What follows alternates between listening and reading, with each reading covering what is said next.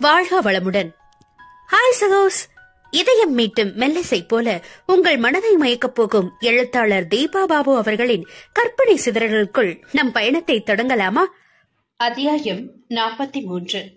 Hi என்றவாறு அறையினுள் நுழைந்த ரிச்சர்டை இயல்பாக ஏற இறங்க பார்த்த அட்சயா முகத்தில் எவ்வித பாவனையும் வெளிப்படுத்தாமல் தன் பணி என சாதாரணமாக விசாரிக்க ஆரம்பித்தாள். அப்புறம் உங்களுக்கு என்ன கம்ப்ளைண்ட் என்று அவனுடைய ஃபைலை கையில் எடுத்தாள். இல்ல கிட்னில ஸ்டோன் ஃபார்ம் ஆகியிருக்கா? சரி, இந்த கார்ட்ல ஏறி படுங்க, பிரச்சனை என்னன்னு ஸ்கேன் பண்ணி பார்த்துடலாம். என்ன? ஹே, இந்த நர்ஸ் எங்க போனாங்க? ரிப்போர்ட் எழுத வேண்டாமா என கேஷுவலாக வினவியபடி கைகளில் கிளவுஸை மாட்டினாள் அட்சயா. உண்மையில் ரிச்சர்ட் தான் அதிர்ந்து போனான். என்னது, நான் இங்கே வந்ததற்காக முறைக்கப் போகிறாள், கத்தப் போகிறாள் என்று பார்த்தாள். இவள் இப்படி செய்கிறாளே என ஒரு நிமிடம் அவளை மலைப்புடன் பார்த்தான். வெளி உயர்த்தி அவனை பார்வையால் கோறு போட்டவள், என்னது, நீங்க இப்படியே நின்றுட்டு இருந்தா என்ன அர்த்தம்? நாங்க அடுத்த வேலையை பார்க்க வேணாமா என்றாள் அதிகாரமாக. பதிலுக்கு அவளை நேராக பார்த்தவன் மார்பின் குறுக்கே கரங்களை கட்டிக்கொண்டு, நீ எவ்வளவு தூரம் தான் போறன்னு நானும் பாக்குறேன் என்பது போல் அழுத்தமாக நின்றான். சட்டென்று முகத்தை சுளித்தபடி வேறுபுறம் திரும்பிக் கொண்டவள், எதுக்காக அப்படிலாம் பொய் சொல்லிட்டு இங்க வரீங்க நீங்க என்றாள் எரிச்சலுடன். முதல்ல உன்னை தேடி எங்க யார் வந்தாலும் அவங்கள உட்கார சொல்லிட்டு பேச்ச ஆரம்பிக்கிற பழக்கத்தை கொண்டு வா என்றவன் குற்றஞ்சாட்டியதும் தான் தவறை உணர்ந்து முகம் கன்றியவள், ஷிட் என நெற்றியை தட்டிக்கொண்டு, ஐம் ரியலி சாரி, பிளீஸ் உட்காருங்க என்றாள் தன்மையாக. தேங்க்ஸ் என்ற முணுமுணுப்புடன் எதிரே அமர்ந்தவனின் முகத்தில் தென்பட்ட லேசான இறுக்கம் அவள் இதயத்தை சோர்வடைய செய்ய அவனை கவலையுடன் நோக்கினாள் அட்சயா. நான் எதையும் வேணும்னே செய்யல, நீங்க திடீர்னு என சந்திக்க வேண்டி குறுக்கு வழியில ஏமாத்தி வரமோ என கோவம் வந்துருச்சு என்று தன் செயலுக்கு விளக்கம் அளித்தாள். என இதழ் வளைத்தவன் அவள் விழிகளை நேராக பார்த்து, டோன்ட் வரி, உனக்கு பிடிக்காததை எதுவும் நான் வற்புறுத்த வரல, சொல்ல போனா உனக்கு வசதியாதான் ஒரு விஷயத்த பேச வந்திருக்கேன் என்றவனின் பார்வையில் தீவிரம் தெரிந்தது. எனக்கு வசதியானா திருமணத்தை தவிர்ப்பது பற்றியா என்கிற திகைப்பு அவள் உள்ளத்தில் எழாமல் இல்லை. தனது வலதுகரத்தை திருப்பி நேரம் பார்த்த ரிச்சர்ட், மணி 2 போது, ஓ லஞ்ச் எல்லாம் எப்படி என விசாரித்தான். இதென்ன சம்பந்தமே இல்லாத பேச்சு என கடுப்படைந்தவள், அது ஒண்ணு பிரச்சனை இல்ல, இங்க கேன்டீன்ல தான் சாப்பிடுவேன், நீங்க சொல்ல வந்ததை முதல்ல சொல்லுங்க என்று அவனை தூண்டினாள். திருமணத்தை நிறுத்தக்கூடிய காரணத்தோட வந்திருக்கேன்னு தெரிஞ்சதும் எவ்வளவு ஆர்வம் உனக்கு என்று கேலி செய்து முறுவளித்தவனின் விழிகளில் அது பிரதிபலிக்கவில்லை என்பதை கவனமாக படம் பிடித்துக் கொண்டது அவள் மனது. அப்படி இல்ல, நீங்க இவ்வளவு தூரம் என்ன தேடி பார்க்க வந்த காரணம் என்னவா இருக்குன்ற ஒரு கியூரியாசிட்டி, அவ்வளவுதான் என்று அசால்ட்டாக தோள்களை குலுக்கினாலும் மனதிற்குள் அவனது பேச்சு நெருடலாகவே இருந்தது. என்று தலை அசைத்தவனின் முகம் சில நொடிகளுக்கு யோசனையில் சுருங்கி பின் இயல்புக்கு மீண்டு அவளிடம் திரும்பியது.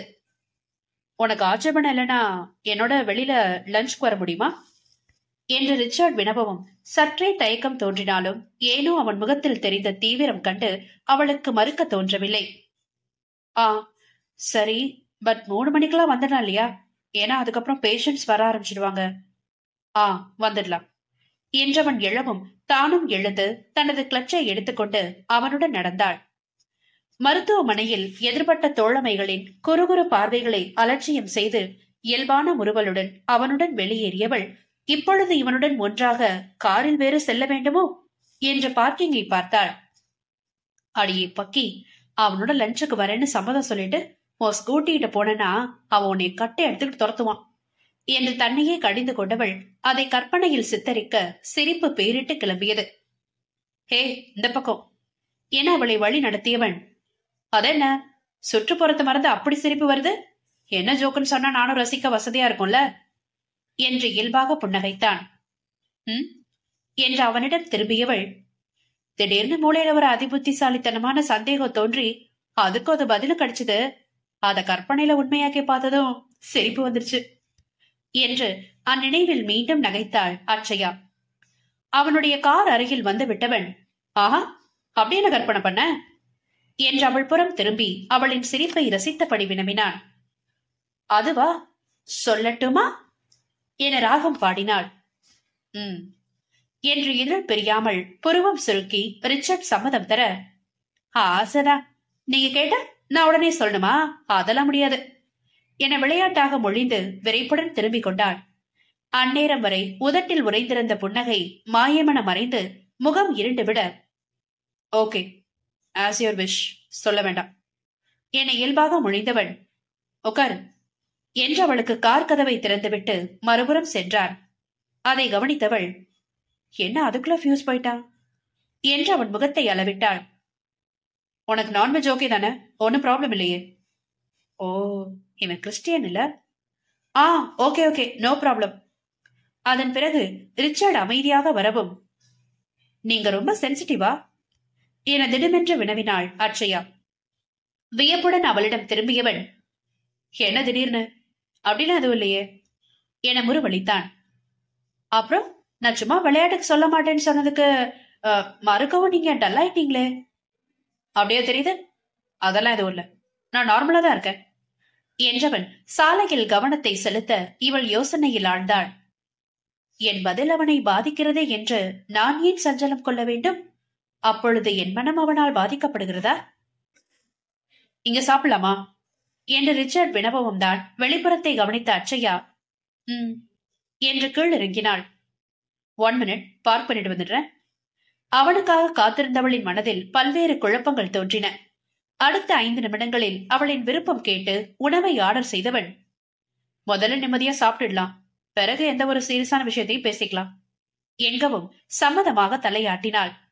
மேம்போக்காய் உணவை அளந்தபடி உண்ண முயன்றவளுக்கு அந்த சூழ்நிலையின் இறுக்கம் மூச்சு முட்டுவதை போல் இருந்தது. என்னது, இப்படியெல்லாம் உம்முன்னு இருக்க எனக்கே பிடிக்கவே பிடிக்காது, உடனடியா சீனை மாத்தணும் என தன்னையே கடிந்து கொண்டவள் வேகமாக அவனிடம் நிமிர்ந்தாள். ஆமா, உங்க கம்பெனில என்னவெல்லாம் ப்ரொடக்ஷன் பண்றீங்க? உங்க தாத்தா காலத்துல ஆரம்பிக்கப்பட்டதுன்னு அன்னைக்கு சொன்னீங்களே, இப்போ அதுல நீங்க என்னெல்லாம் புதுசா புகுத்தி இருக்கீங்க? அதுக்கு மார்க்கெட்ல நல்ல வரவேற்பு இருக்கா?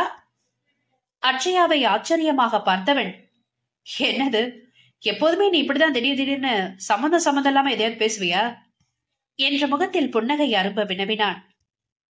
எப்பொழுதும் இல்ல, ஆனா எனக்கு இப்படி உம்முன்னு இருக்க சிச்சுவேஷன் பிடிக்கவே பிடிக்காது என்று முகத்தை சுளித்தாள். ரொம்பவும் நல்ல பழக்கம் என ரிச்சர்ட் மெச்சவும் முறுவளித்தவள், ஆமா, நான் கேட்டதுக்கு இன்னும் நீங்க பதில் சொல்லலையே. ஓ, அதெல்லாம் எதுவும் தொழில் ரகசியமா என்று கண் சிமிட்டினாள். இல்ல இல்ல, தாராளமா சொல்லலாம், அதுவும் உன்கிட்ட தானே என அவன் இயல்பாக விளக்க ஆரம்பிக்கவும் அவள் உள்ளம் உற்சாகமானது. பரவாயில்லையே, பேரன் சார் தாத்தாவோட பேரை நல்லாவே காப்பாத்துறீங்க போலையே என்று அட்சயா பாராட்டவும் ரிச்சர்டின் முகத்தில் அளப்பரியா ஒளிவெள்ளம் பரவியது. இத கேட்கவே மறந்துட்டேன் பாருங்க, அருந்ததி எப்படி இருக்கா? நல்லா இருக்கா. படிப்பு முடிச்சிட்டதால அடுத்த ஜாபுக்கு தான் நீ ட்ரை பண்ணணும். ஓ, அவ என்ன குவாலிஃபிகேஷன்? இதுவரை அந்த டாங்கி அத கூட என்கிட்ட சொல்லல. டாங்கி? ஓ, கருணா என்று நகைத்தவன், எல்லாம் உனக்கு சம்பந்தமான துறைதான், உளவியல்ல முதுகலை முடிச்சிருக்கா என்றான். அப்படியா என்று வியந்தவள், அவ ரெஸ்யூமை எனக்கு ஃபார்வர்ட் பண்ண சொல்லுங்க, வேகன்சி பத்தி நான் விசாரிச்சு சொல்றேன் என்றாள். Sure, thank you. Any dessert sir என்று பேரர் வந்து நிற்க தங்களுக்கு வேண்டியதை சொல்லியவர்களின் பேச்சு அடுத்த பொதுவான திசையில் திரும்பியது. இப்ப நாம எங்க போறோம்? உணவை முடித்துவிட்டு தன்னை அழைத்துச் செல்பவனிடம் வினவினாள் அட்சயா. ஹாஸ்பிட்டலுக்கு தான் போகணும் என்றவன் காரை ஓரங்கட்டி, அதுக்கு முன்னாடி நான் உன்கிட்ட கொஞ்சம் பேசணும் என்றான்.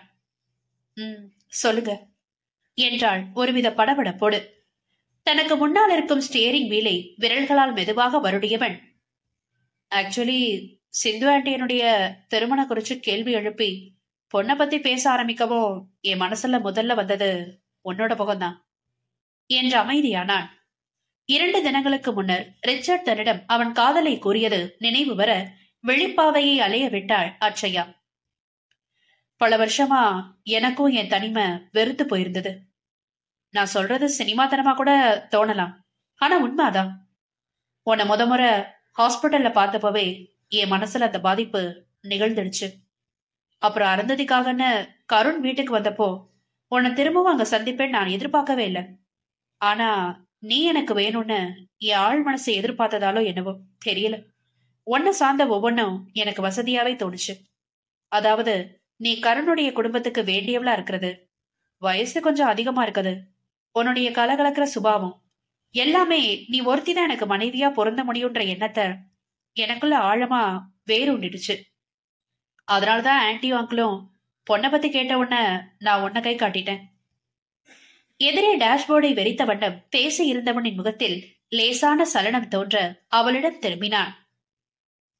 நீ திருமணத்தை மறுக்கிறதுக்கான காரணம் குறிச்சு அவங்க விலக்கி சொல்லவும் எனக்கு அது ஒரு விஷயமாவே தோணல. ஒண்ணுமே இல்லாத விஷயத்துக்காகவா இவ இவ்வளவு பிடிவாதம் பிடிக்கிறான்னு எனக்கு வேடிக்கையா தான் இருந்தது. அதனாலதான் உன்னை எப்படியாவது சம்மதிக்க வைக்கணும்னு ஆர்வமா முயற்சி பண்ணேன். ஆனா என்று ரிச்சர்டின் குரல் சோர்வடையவும், ஆனா ஆனா என்ன, இப்ப என்ன பிரச்சனை வந்துருச்சு என விழிகளில் தவிப்புடன் வினவினாள் அட்சயா. தன் கவலையில் உழன்று கொண்டிருந்த நம் நாயகனின் கவனத்தில் நாயகியின் புதிய தவிப்பு பதிய தவறிவிட்டது. நேற்று ராத்திரி வர உன்னை எப்படியோ சம்மதிக்க வச்சிடலான்ற உற்சாகத்துல தெளிச்சுக்கிட்டு இருந்த எனக்கு என்னுடைய கடந்த காலம் திடீர்னு நினைவு வந்து அதை தரமட்டமாக்கிடுச்சு. சும்மாவே காரணம் தேடிட்டு இருக்க உனக்கு நிச்சயம் இது ஒரு நல்ல வாய்ப்பா அமையும்ன்றதுல எனக்கு எந்த சந்தேகமும் இல்லை. எனக்கு அது அப்பவே புரிஞ்சதுனால, சரி அதை சொல்ல தாமதப்படுத்துறதுனால மட்டும் ஒரு பயனும் இல்ல. அட்லீஸ்ட் உன்னுடைய டென்ஷனையாவது முன்கூட்டியே குறைச்சோன்ற சின்ன திருப்தியாவது கிடைக்கட்டும்னா உன்னை உடனே தேடி வந்துட்டேன் என அவள் முகம் பார்த்தான் ரிச்சர்ட்.